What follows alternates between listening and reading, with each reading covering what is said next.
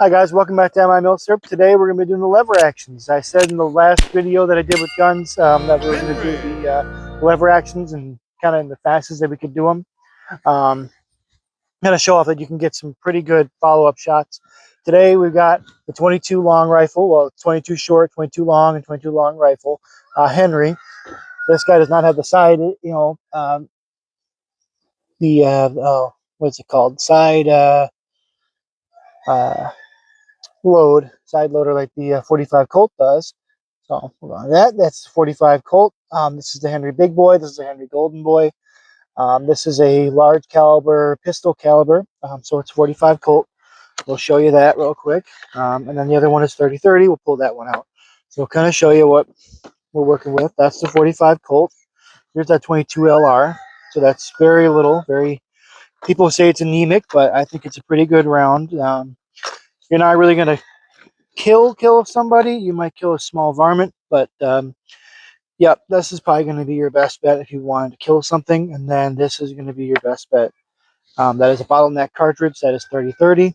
That is for our Winchester. Go ahead and show the Winchester there. This is a very old Winchester. She is pre-64 or pre-65. I can't remember which one it is. Winchester, model 94. This guy here belongs to my father-in-law. It is not mine. Maybe someday.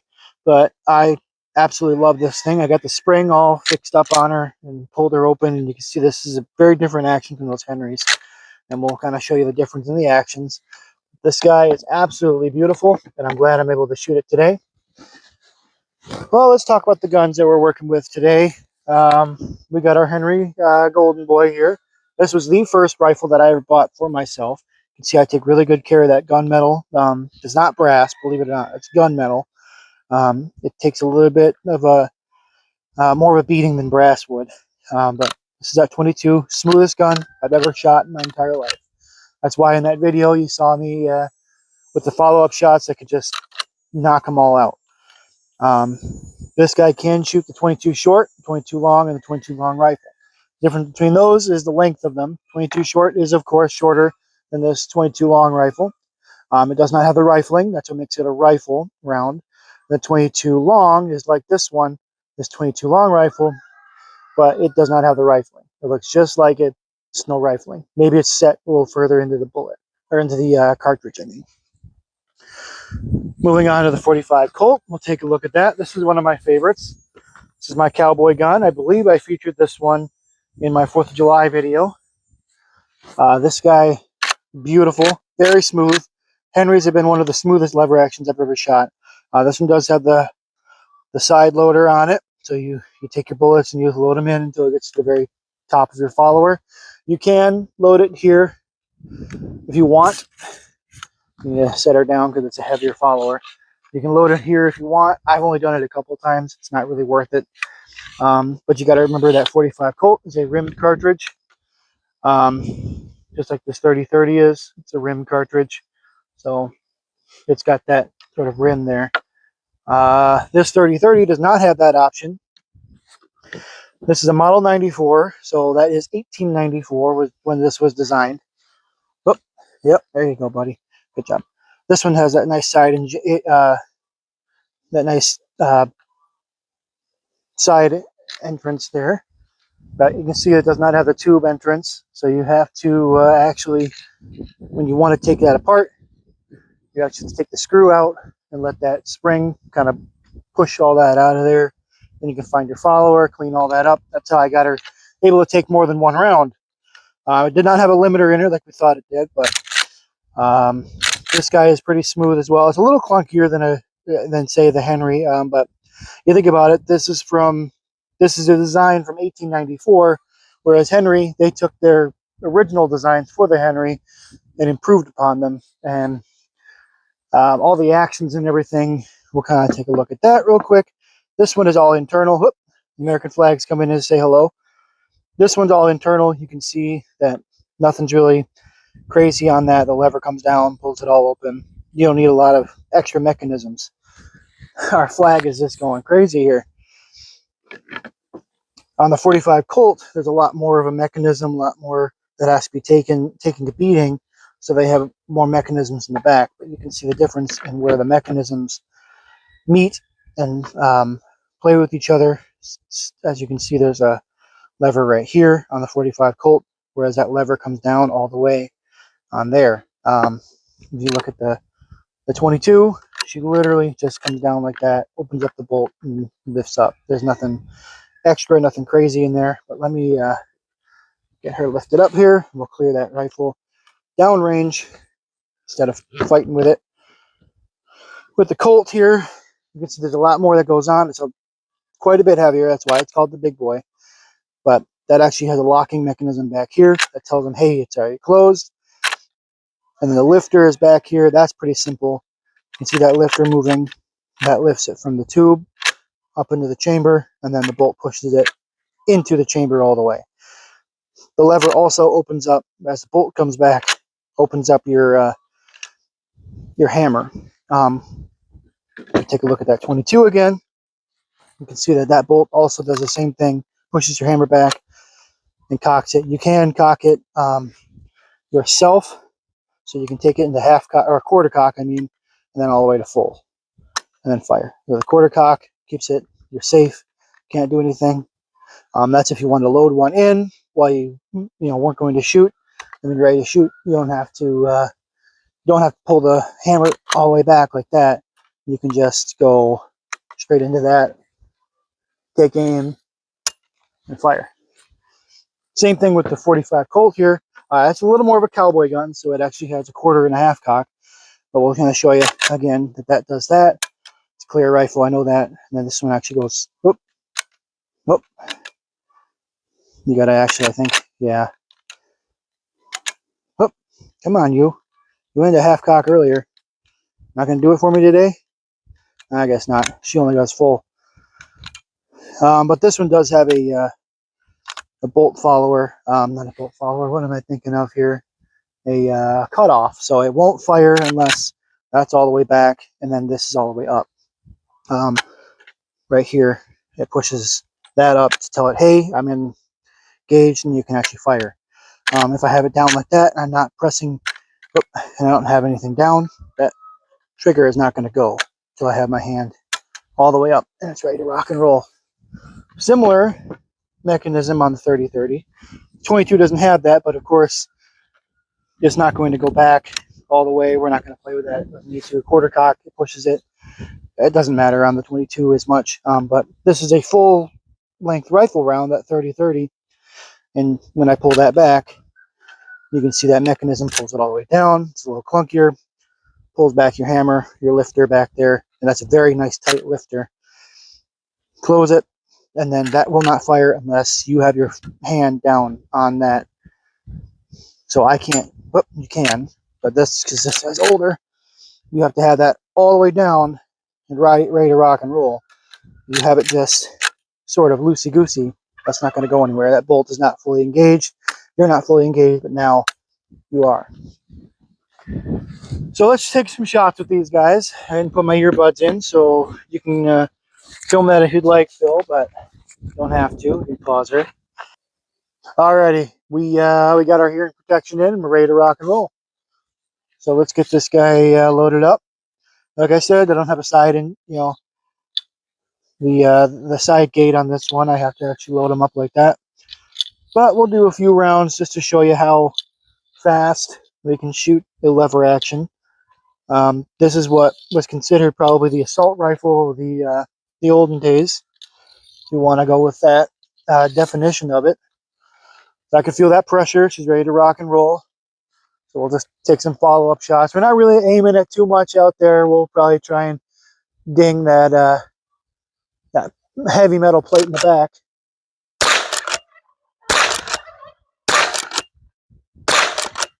Oop.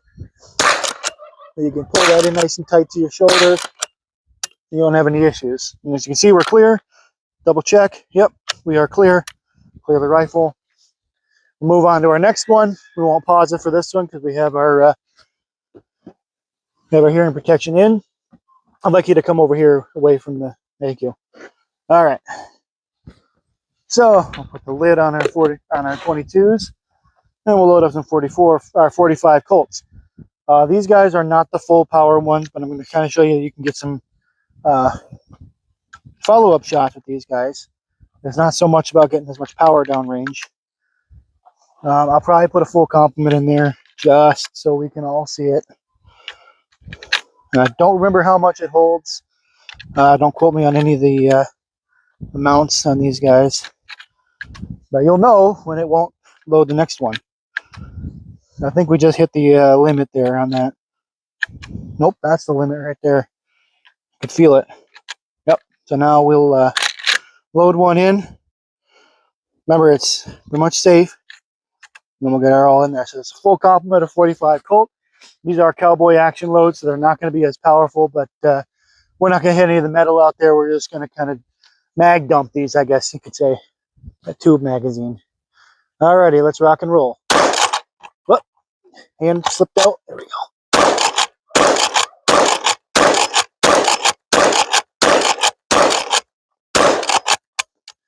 And as you can see, there's quite a bit of muzzle lift.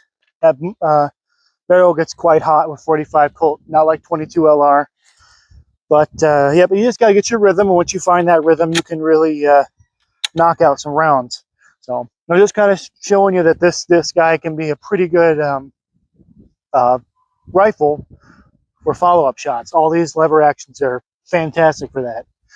Now that 30-30 is going to be a little harder to control, considering it's a hunting round. You have to really be practiced with it and really be careful with it. I'm not going to shoot too many out of it because it is an older rifle. I need to come over here thank you. He's learning. Be safe. We'll get that 30-30 loaded up with a few rounds. We'll probably do 3. Show you, 1, 2, 3, that you get your follow-up rounds. That is a heck of a lot smoother of a loading gate, but it is harder to get them in there when you don't do it correctly. All right, hold on. I'm going to have to cycle that guy in and cycle him out. It's a top eject. It's not like the other ones with the side eject. So the trick with these guys, one, is to have the bolt down. The trick with loading these guys up is to have it halfway. Then you're following, whoop, and of course I screwed it up. Because now the rim gets in the way of the other one. But kind of have gravity help you out. And push another one in. They're a little harder to load, these 30-30s, but once you get them in there, of course, screwing it all up. Excuse me, guys. Here we go. There we go. We got our 3 in there. The trick is to keep them like that. So have it halfway loaded. And then we'll put a 4th one in just because. And then you can slide the next one in. There. I finally got the trick to work. So we're going to load it up. We're not going to go crazy with this guy. It is older. But I'll show you. When you're shooting the full-length rifle, even with that 45 Colt, you're going to want that guy nice and snug to your shoulder. Just since that guy's going to kick. We're going to talk about the story about the 30-30 here. Oh, load her all the way in. And now I got a double load, double feed. There we go. Of course. I got a double feed. Hold on, guys. There. We'll feed her in. Okay. There we go. Ready to rock and roll. Now remember this, full power. There we go.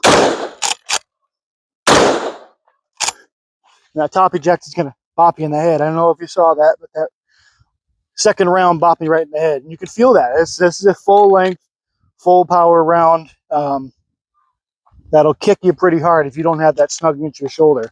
And we'll clear that rifle, and you can, yeah, that smells good.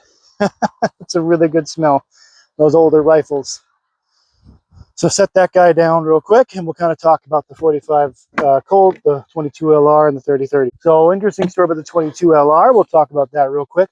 22 LR was designed, probably the oldest ones that were designed. It's a rimfire cartridge, so there's no center fire, like on your 45 Colt or on your 30-30, which are center fire cartridges. This guy has all the primer in the rim of the cartridge on the bottom. Funny enough, that's how it loads. It pulls it by the back of the rim, or the front of the rim, pulls it in back, and then pushes it in, and then your striker comes and hits wherever on that rim to get that to fire. They're not 100%. No primer is 100%. Especially this bucket of golden bullets. I can't imagine these are very consistent in power and everything. They are sort of hollow points. They're not stingers by any means. They're not weak by any means. They're right there in the middle. But 22 LR is it's probably the oldest design cartridge still in use today. 45 Colt, second oldest, I would say. This was designed with black powder in mind. I do have black powder rounds. You can see it is kind of a rimmed cartridge. It doesn't have as big of a rim as, say, the 22LR or the 3030, which needs a lot more of a rim to hold it in, hold it into its chamber. But 45 Colt was originally designed as a pistol and rifle round, so it was designed to be shot out of rifles, but it's the first ever pistol caliber carbine round. 45 Colt was in black powder. It was a 250 to 255 grain round nose flat point, or just round nose bullet, as well as 40 grains of black powder. Now that sounds like a lot, 40 grains, but that was the what do you say? I'm trying to say here, that was the standard back then. The one right next to it is 4440. Not much of a difference, of 1 millimeter of difference in the cartridge head of this one and this 45 Colt. The only difference being that this 45 Colt can take higher pressures, which is why it was converted into a much more powerful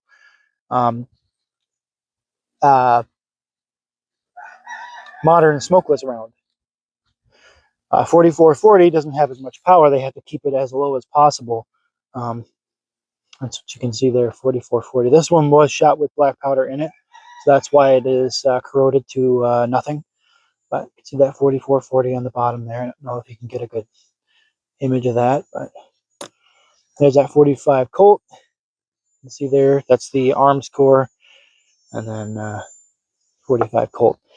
Here is our Hornady 3030. We'll talk about that 3030. Funny story about the 3030, especially in lever action. In Vietnam, there was I don't remember what his rank was. I think he was an officer of some kind. I only heard the story once, so forgive me if I don't know the whole story here, but he was on patrol and he had a 3030 that he had brought with him. And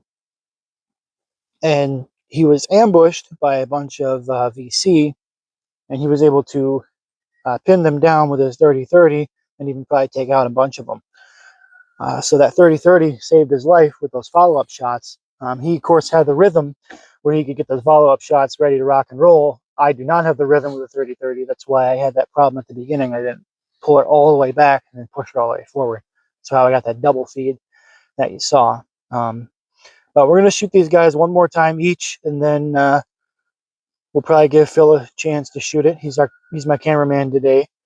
He just shook his head no. He doesn't want to. He's going to work today. He's got his first day of work ever. So give him a nice round of applause for getting to work and working hard. That's his thumbs up.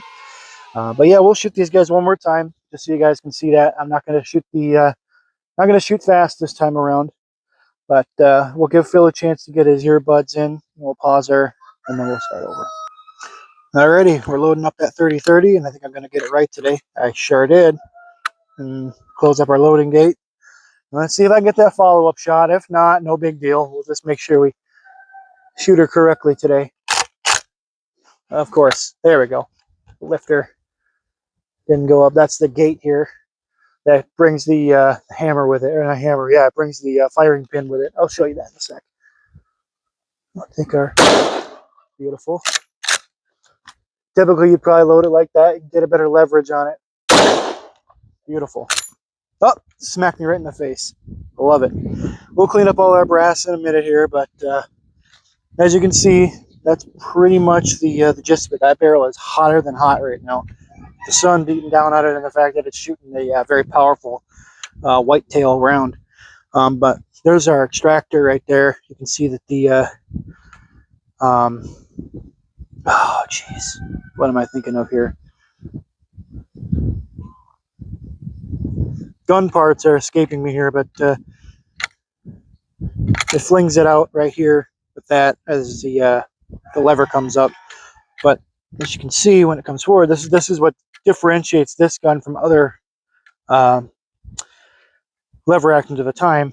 This comes up right here. That's your gate, and that brings a firing pin with it. So your firing pin is right there. That's what the hammer smacks into. So you see it pops down out of the way. You load a new one, and then that gate comes up. It allows the hammer to get right in line with the bolt. That's what makes this guy able to take those rifle rounds, those strong ones, as opposed to a 45 Colt, which we'll kind of take a look at now. We'll load her up with 3 more rounds, 45 Colt. Typically, you'd have one on your belt or a bandolier of some kind. And you can load this like you did the 30-30. She'll take it same way, but this one's designed to push. As you can see with that round, it pushes the round out of the way so that you can load the next one in. Henry definitely put a lot of work into these designs, and they made them very affordable for you. This was about $1,200 when I bought her. The 22 LR Golden Boy was just under $300 when I bought her off Buds, but I got this one at a gun show. So we'll take 3 follow-up shots with the 45 Colt, and you can see that's a hell of a lot more manageable of a recoil, as well as you don't feel that radiant heat you can do with a rifle round. But this guy absolutely kills it, and you can see that doesn't have that gate like that. This just pops right up into place, and your firing pin is right on the bolt. So I'll pull that bolt out, and you can see the firing pin is right on the bolt. It doesn't need that much power, protection, all that gate, everything. Same thing with the 22 LR. We'll take a look at her next.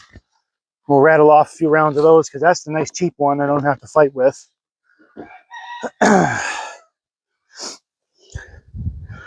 So, as you remember, this guy needs to be loaded from the top down. You get your follower up there. The best thing you can do is kind of cover at this angle. You load a bunch in. I don't remember how much this holds, but it's quite a bit, and you can rattle off a lot of rounds of plinkers. Even the 22 short. So if you wanted to fit a lot more in there, pretty sure it fits about 20 short rounds.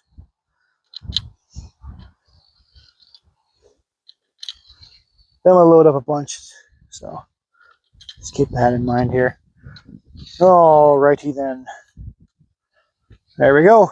Then you can see that's got kind of a little rubber ring right there to keep it from banging into it too hard. And then we'll kind of show at the end here how the bolt on this guy works. Same as the one on the 45 Colt, just scaled down with not as many mechanisms on the inside. Now we'll take some shots at that. Here we go. Heck of a lot smoother, a lot shorter of an action.